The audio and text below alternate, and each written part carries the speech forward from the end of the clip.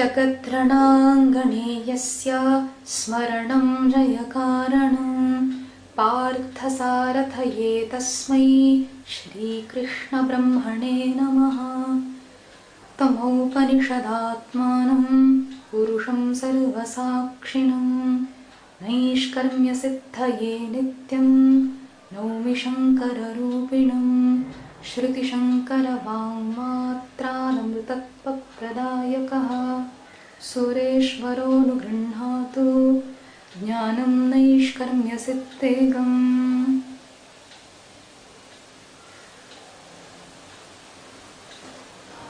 Welcome to the first session, the first class on Sri Sureshwaracharya's Naishkarmya Siddhi. I will start with a brief introduction to the author, to this text in question, and then we can move forward to the avatarnika or the prelude to the text. Let me start with a brief introduction to Sureshwaracharya. Popularly, Sureshwaracharya is identified as Mandana Mishra. Now, according to the tens of historiographical accounts that we have on Shankaracharya's life, including Madhava's Shankara Digvijaya, Vyasachala Shankara Vijaya, Tirumala Dikshita's Shankara Abhyudaya, Rajachudamani Dikshita's Shankara Abhyudaya, etc. According to most of these accounts, Mandana Mishra was the disciple of the great Mimamsaka Kumarila Bhatta, and he was defeated at the legendary debate by Shankaracharya, and subsequently he accepted sannyas and with it a new name, Sureshwara. But this claim is contested in academic circles. Professor M. Hiriyana Kuppuswamy Shastrigal, my own guru for that matter, held that such an identity is impossible. If Mandana Mishra is the author of the text Brahma Siddhi, as is traditionally held, then it is impossible that he also authored the Naishkarmya Siddhi, simply because the views propounded by the two texts stand in stark contrast to each other. Now, some assert that the Mandana Mishra who wrote the Brahma Siddhi is different from the Mandana Mishra who was defeated at that debate. Not an impossible hypothesis. In fact, Kuppuswamy Shastrigal, he says that the word Mandana is actually a title that was conferred upon scholars like Mahamahopadhyaya. Mandana was also a title. So it is that of its catalogus catalogorum has several authors who go by this name Mandana. So not an impossible hypothesis, of course. But according to the Guru Vamsha Kavya, which is the tradition preserved at Sringeri, according to this Kavya, Shankaracharya is said to have first met Mandana Mishra and later met Sureshwaracharya. And the same Kavya also tells us that Sureshwaracharya's Purvashrama Nama was Vishwarupa. So, was Sureshwaracharya Mandana Mishra? We do not know, and at best it is a conjecture, not an impossible one of course, but an improbable one. But the only historical facts then that can be ascertained as indubitable about Sureshwaracharya is that A. He was the immediate disciple of Shankaracharya. In one of his concluding verses in the Naishkarmya Siddhi, he says, Srimad Shankarapada Padmayugalam Samsevya Labdvochivan Jnanam ParamahamsyametaDamalam Swantandhakara Panut, which translated it means having served the lotus feet of Sri Shankara, I gained this knowledge, this blemishless knowledge, Amalam Jnanam, which has been instrumental in the destruction of my own ignorance. So we also find out that Sureshwaracharya undertook the writing of this work because he was instructed to do so by Shankara himself. In one of the early verses of the Naishkarmya Siddhi, he says, Jnanam Vyakritamapyanyaihi Vakshye Guruvanu Shikshaya. Although this doctrine has been propounded by others, I am writing this work because my Guru told me to do so. So this is something that we find out from the text itself. We also know that Sureshwaracharya has written the Vartikas on two of Shankaracharya's works, his Bhashya on the Taittiriya Upanishad and the Bhashya on the Brihadaranyaka Upanishad. So Vartikas are notes of sorts to a text. So Ukta Nukta Duruktanam Chinta Yatra Pravartate Tam Grantham Vartikam Prahuhu Vartikanya Manishinaha. Ukta Nukta Duruktanam. Ukta, that which is said, in the Mula Grantha, that is, that which is said. Anukta, that which is not said or not explicitly enunciated. Durukta, that which is not correctly said. Or maybe there's a point of contention. So, where these points are taken up for discussion, or for consideration, such a text is called as a Vartika. And Sureshwaracharya has written the Vartika on Shankaracharya's Bhashya on the Taittiriya Upanishad as well as the Brihadaranyaka Upanishad. Now, it is also claimed that he has written the Vartika on another text called as Panchikaranam and another text called as Manasollasa, which is a commentary on the Dakshinamurti Stotra. But these two claims are not beyond contention, not incontestable, because my Guru would not admit these works as that of Sureshwaracharya. Be that as it may, Naishkarmya Siddhi is his only independent work, independent treatise. This work is a Prakarana Grantha, and we know by now that the characteristic feature of a Prakarana Grantha is that it takes up a few topics that fall within the scope of a philosophical tradition and deals with it in a very clear and concise manner. Shastraika desha sambandham shastra karyantare sthitam ahu prakaranam nama grantha bhedam vipashtitaha. So Sureshwaracharya himself, in the prelude to this work, he says, Ataha ashesha vedanta sara sangraha prakaranam idam arabhyate. So he himself calls it a prakarana grantha. So it is not a comprehensive work, it is limited in its scope. The title Naishkarmya Siddhi is a very interesting one. It may be split in two ways. Naishkarmyasya Siddhi and Naishkarmya Tat Siddhischa Naishkarmya Siddhi. The first is a Shashti Tatpurusha Samasa and the second is a Karmadharya Samasa. So what does Naishkarmyam mean? Naishkarmyam is a derivative of the word Nishkarma. So what or who is a Nishkarma? Not one who has renounced actions, but Nirkatani karmani yasmat Nishkriya brahmatma sambodhat saha nishkarma.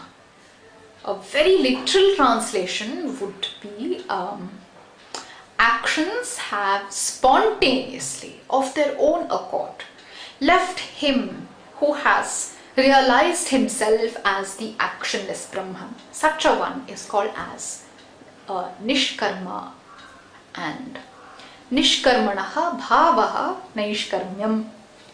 And when we say Naishkarmyasya Siddhi, that is when we are splitting it as a Shashti Tatpurusha Samasa, then here the word Siddhi is taken to mean the attainment or the realization of the state of Naishkarmyam. So the realization of the state of the actionless Brahman is Naishkarmya Siddhi.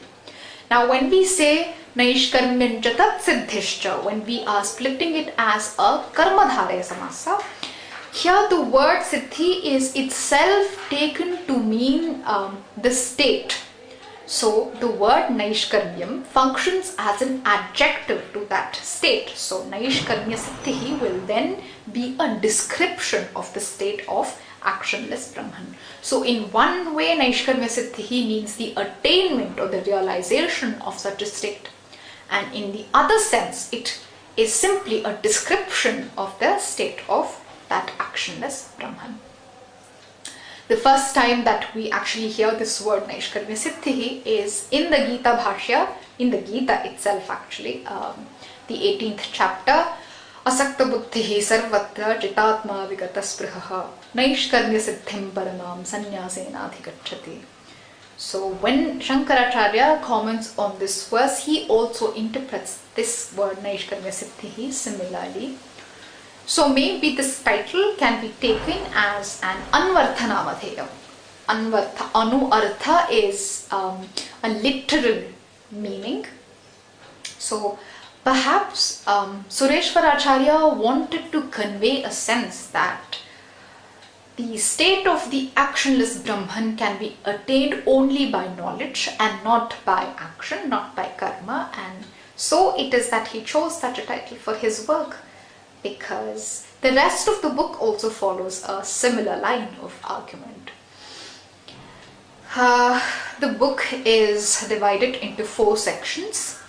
The first section is mostly a refutation of sorts of the opponent's points of views. He takes up each point in turn and literally demolishes it.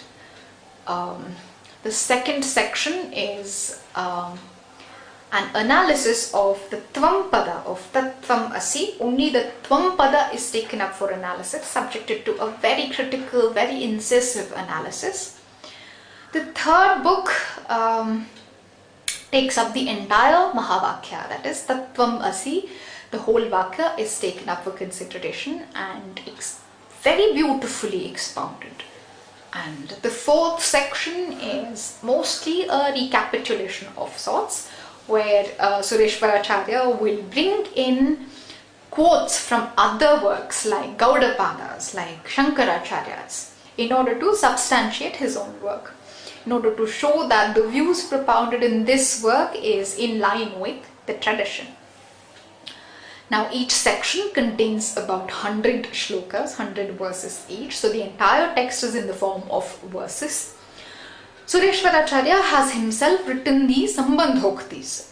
Sambandhoktis are connecting statements between 2 verses. There's a very short statement which either summarizes what has been said before or it anticipates what is to come in the next verse. So such a statement is called as Sambandhoktis. Usually the Bhashyakara writes Sambandhoktis, but in this text Sureshwaracharya has himself written these statements, so it makes for a very easy read, a very easy flow in reading. His style is also rather caustic, polemic, humorous in turn. So when he is talking about his opponent's views, he makes absolute fun of them, and it sort of brings him down to earth. He is not like Shankaracharya, who is very detached and very proper and correct, but Sureshwaracharya also employs good vocabulary, whereas Shankaracharya's is very simple Sanskrit, very simple, very lucid Sanskrit, but Sureshwaracharya's is slightly more difficult, but it's a very interesting text all the same. So with this brief introduction, I think we can start with the avatarika. The avatarika is simply one short paragraph where Sureshwaracharya justifies, it is a justification of why this work should be read at all, should be studied at all. So let me first read out the avatarika and then later we can go sentence by sentence. Grantha Abrahma stamba paryantaihi sarva pranivihi sarva prakarasyapi dukkhasya svarasata eva jihasitatvat tan nivrityartha pravrittirasti svarasata eva dukkhasya cha dehopadanaika hetutvat dehasya cha purvopachita dharma moolatvat anuchittihi tayoscha vihita pratisiddha karma moolatvat anivrittihi कर्मणश्च रागद्वेषास्पदत्वात् रागद्वेषयोश्च शोभनाशोभनाध्यासनिबन्धनत्वात् अध्यासस्य च अविचारितसिद्धद्वैतवस्तुनिमित्तत्वात् द्वैतस्य च शुक्तिकारजतादिवत् सर्वस्यापि स्वतः सिद्धाद्वितीयात्मानम् अवबोधमात्रोपादानत्वात् अव्यावृत्तिः अतः सर्वानर्थहेतुरात्मानवबोध एव सुखस्य च अनागमापायिनो अपरतन्त्रस्य आत्मस्वभावत्वात् तस्यानवबोधः विधानम् अतः तस्यात्यन्तोच्छित्तौ अशेषपुरुषार्थपरिसमाप्तिः अज्ञाननिवृत्तेश्च सम्यक्ज्ञानस्वरूपलाभमात्रहेतुत्वात् तत् उपादानम् अशेषानर्थहेत्वानात्मानवबोधविषयस्य च अनागमिकप्रत्यक्षादिलौकिकप्रमाण अविषयत्वात् वेदान्तागमवाक्यादेव सम्यक्ज्ञानम् अतः अशेषवेदान्तसारसङ्ग्रहप्रकरणम् इदम् आरभ्यते. So this is the short avatarika of Sureshwaracharya. So what he does in this is that, first of all, state the universal nature of dukkha, of suffering, and then state that the cause of dukkha is also universal, and then he traces the chain of causes back to the original source or the root cause of dukkha, and states that this root cause is the ignorance of the self. If this is the first part of the analysis, then in the second part he takes up the nature of sukha for analysis and again states that true sukha lies only in the knowledge of the self.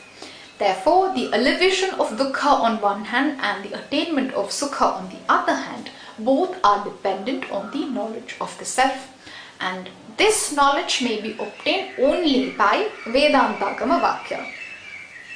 And therefore it is that we must commence a study of this text, which is the Vedanta Sara Sangraha. So this is the gist of this work.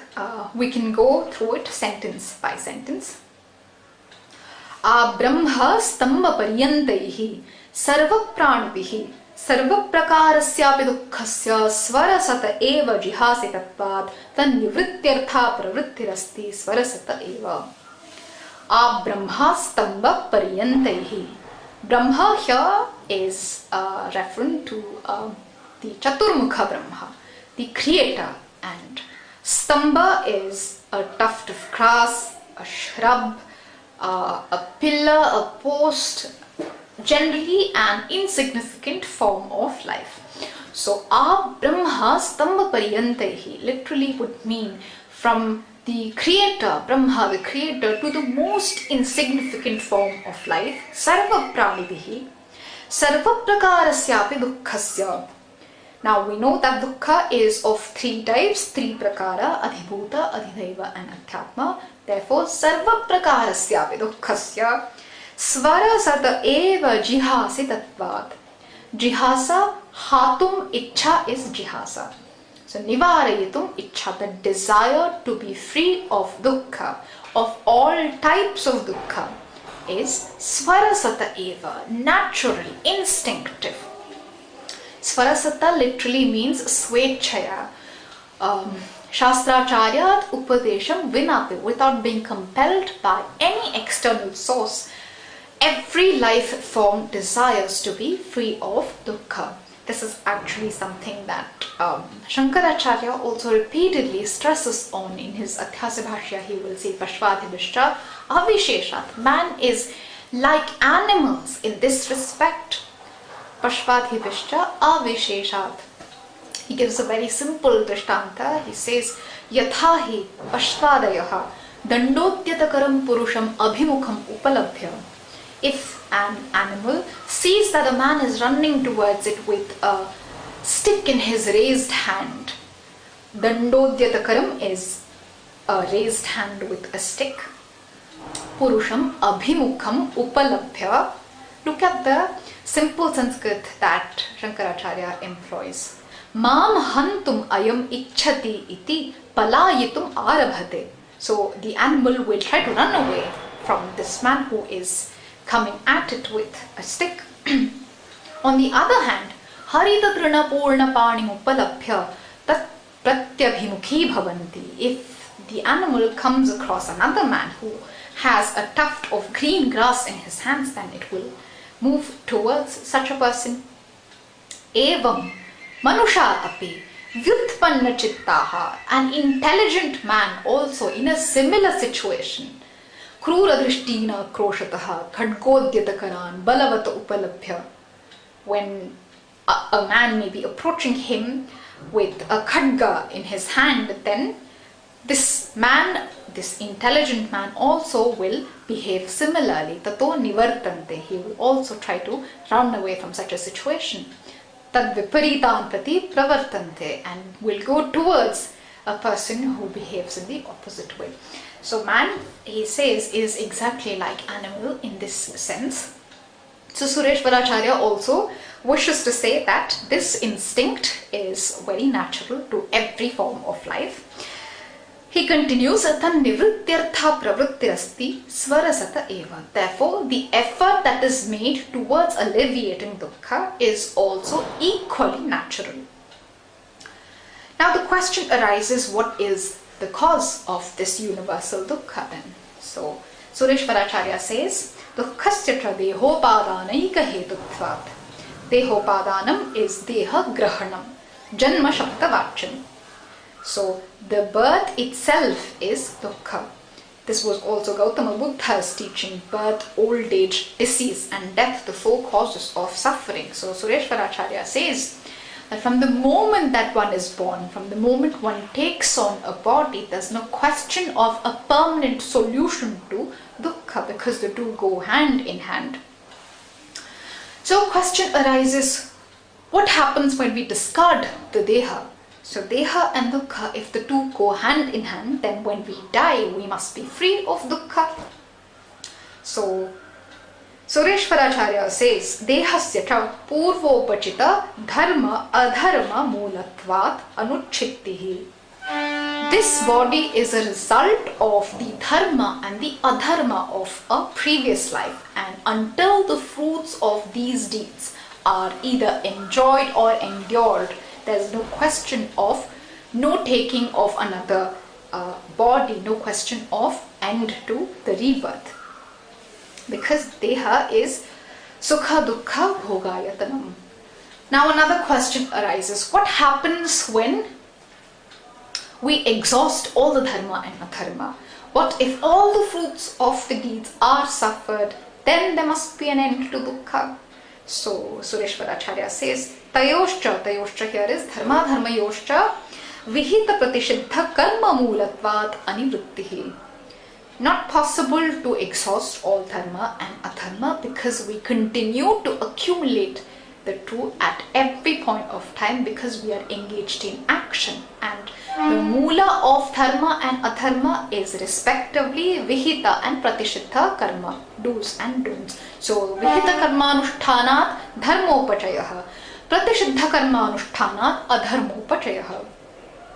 So every moment that we are engaged in action, we continue to accumulate more dharma and adharma. So there's no question of exhausting the two.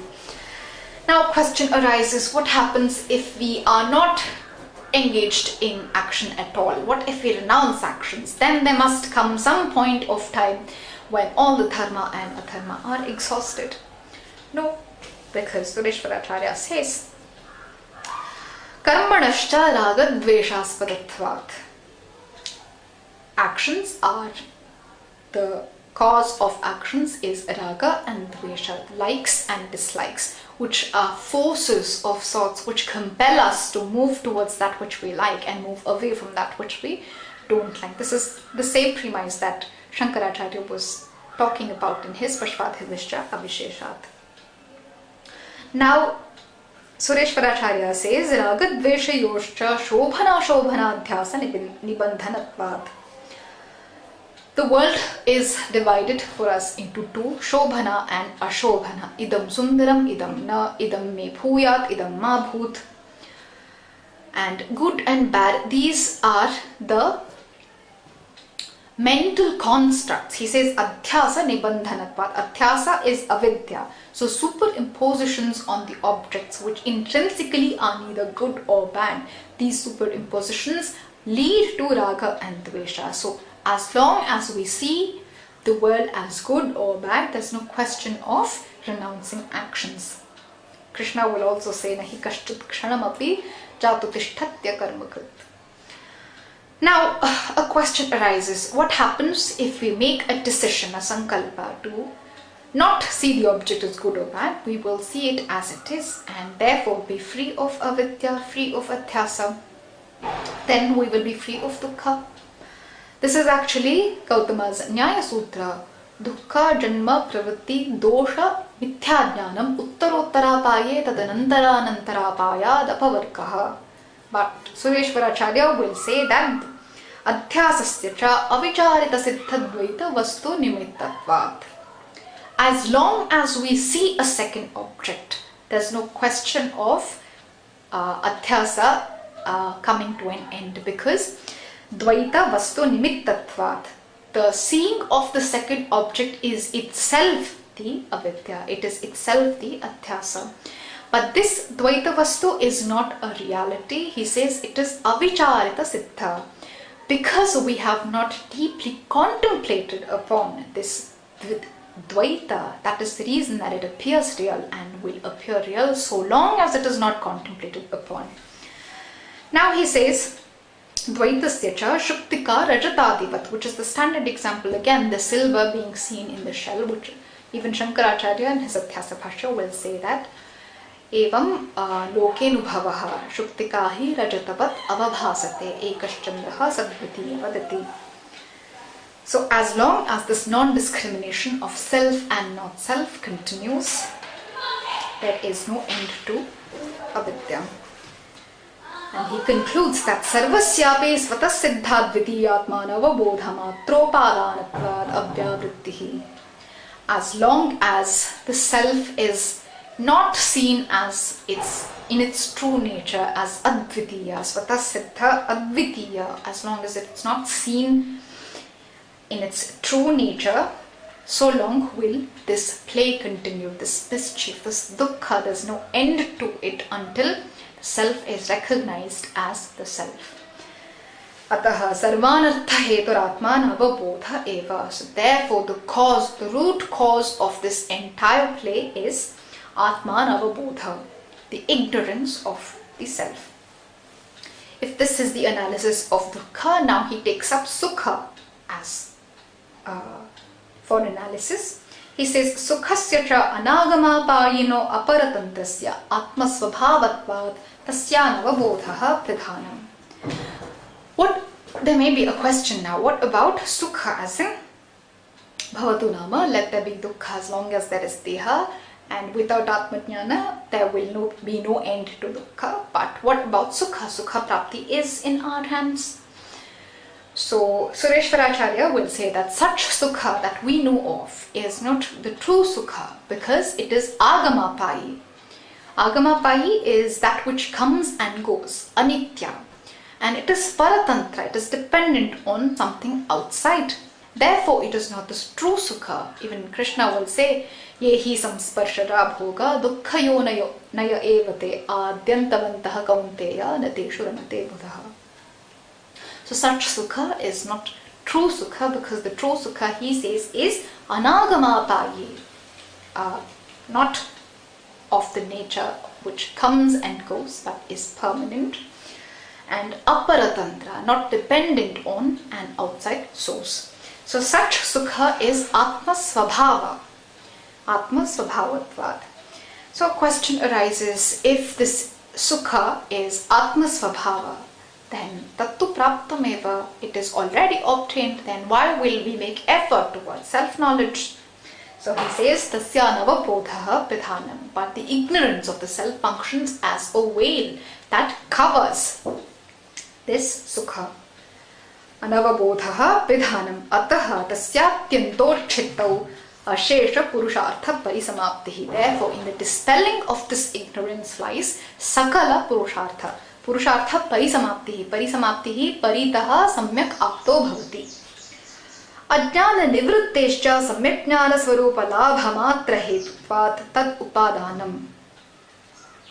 So this ignorance of the self is not a positive entity. It is simply the absence of knowledge, therefore a negative entity, and therefore the only way to dispel ignorance is by knowledge itself. Samyak jnana swarupa labha matra hetutvat. With the dawn of knowledge, ignorance will be dispelled automatically. So it is that he says, Asheshanakta hetvanatmanava bodha vishayasya cha anagamika pratyakshadi laukika pramana avishayatvat vedantagama vakyadeva samyak jnanam. Now such knowledge of the self which will destroy the ignorance, such knowledge cannot be known by any other form of pramana except the Vedantagama Vakya. Shankaracharya will go a step further and say that tam etam avidyakhyam atmanatmano itaretaraadhyasam puraskritya sarve pramana prameya vyavaharaha laukikaha vaidikascha pravruttaha, which means that every pramana, pramakaranam, pramanam, instrument of knowledge. Now every instrument of knowledge must presuppose the existence of a knower and an object to be known. So this duality comes into play with every pramana, be it the Laukika pramana or the Vedas themselves. So the true knowledge of the self is truly beyond every pramana, but here Sureshwaracharya says that the knowledge of the self is avishayatvat, pratyakshadi laukika pramana avishayatvat. It does not form the object of knowledge for any other laukika pramana. In pratyakshadi laukika pramana avishayatvat, the only pramana that comes in handy here is the Vedanta agama vakya. So it is ataha ashesha Vedanta sarasangraha prakaranam idam arabhyate. Therefore it is that we must study the Vedanta agama vakya, and here we present the sara of the Vedanta itself, and therefore this work is justified, is what he wishes to say. So this is the brief avatarnika prelude to the text. We can end this class here, and in the next class we can take up the first couple of verses and continue the text. Alright. Thank you very much. Om.